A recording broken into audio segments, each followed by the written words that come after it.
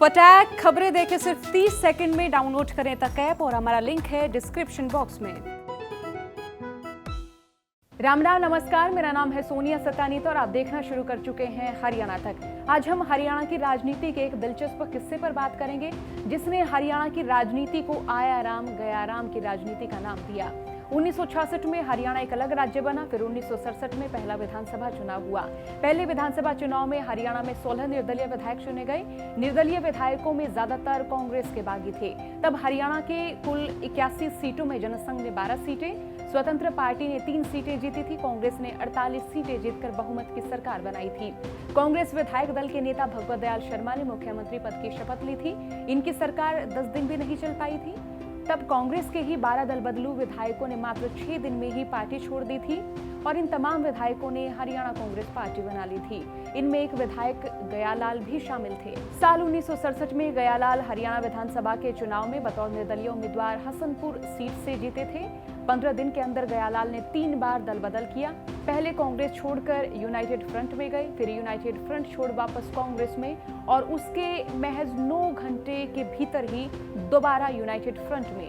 ये United front निर्दलीय विधायकों का एक गठबंधन था। बीच में गयालाल जब कांग्रेस में लौटे तो उस समय के कांग्रेस नेता राव वीरेंद्र सिंह ने उनको प्रेस कॉन्फ्रेंस में बहुत मजाकिया लहजे में कहा, गयाराम अब आयाराम है। बस तभी से इतिहास में हमेशा हमेशा के लिए आयाराम गयाराम की कहानी को जगह मिल गई थी।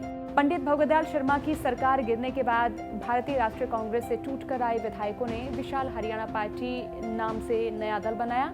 फिर उन्होंने दक्षिण हरियाणा के बड़े नेता राव वीरेंद्र सिंह की रहनुमाई में नई सरकार बनाई। हरियाणा के राज्यपाल रहे जेडी तपासे ने एक बार कहा था कि जिस तरह हम कपड़े बदलते हैं वैसे ही यहाँ के विधायक दल बदलते हैं। हरियाणा के पहले सीएम भगवत दयाल शर्मा की सरकार गिरने के दौरान इस कहावत का जन्म हुआ और ये राजनीति का सबसे असरदार शब्द बन गया। राज्यसभा के उपसभापति और वरिष्ठ पत्रकार हरिवंश ने अपनी पुस्तक झारखंड सपने और यथार्थ में इस घटना का जिक्र किया है। वो लिखते हैं कि 1967 के बाद हरियाणा से जिस आयाराम गयाराम की राजनीतिक संस्कृति की शुरुआत हुई थी वो क्या थी। सुबह में जो एमएलए इधर होता था, दोपहर में दूसरे खेमे में, शाम में तीसरे, रात में चौथे खेमे में। साल 1972 में गयालाल यूनाइटेड फ्रंट छोड़कर आर्य सभा में शामिल हुए। उस समय आर्य सभा के नेता थे इंद्रवेश, अग्निवेश और आदित्यवेश, लेकिन वहां भी उनका मन ज्यादा नहीं टिका। 2 साल बाद वो चौधरी चरण सिंह के लोकदल में शामिल हो गए। 1977 में गयालाल जनता पार्टी के टिकट पर चुनाव में खड़े हुए और जीते भी। फिर 1982 के चुनाव में गयालाल निर्दलीय उम्मीदवार रहे, जो इनका आखिरी चुनाव भी रहा, लेकिन इस बार इनके भाग्य से छीका नहीं टूटा और अपने आखिरी चुनाव में उन्हें हार का सामना करना पड़ा।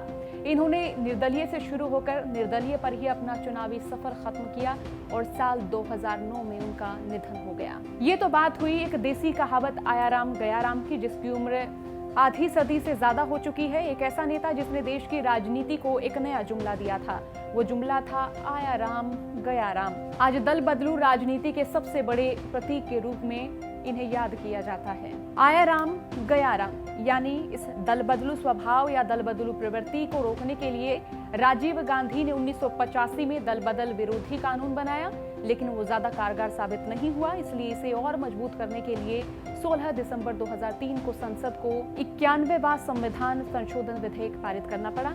इसके बावजूद आवश्यकता पड़ने पर राजनीतिक पार्टियां किसी न किसी तरह अपना उल्लू सीधा कर ही लेती हैं। आयाराम गयाराम की राजनीति पर आज भी देखें तो कई विधायक खरे उतरते नजर आते हैं। आपका इस वीडियो के बारे में क्या सोचना है, क्या कहना है, आप हमें कमेंट कर जरूर बताएं। हमारे फेसबुक पेज को लाइक करें, इंस्टाग्राम और ट्विटर पर हमें फॉलो करें, यूट्यूब चैनल को सब्सक्राइब करें। राम राम नमस्कार।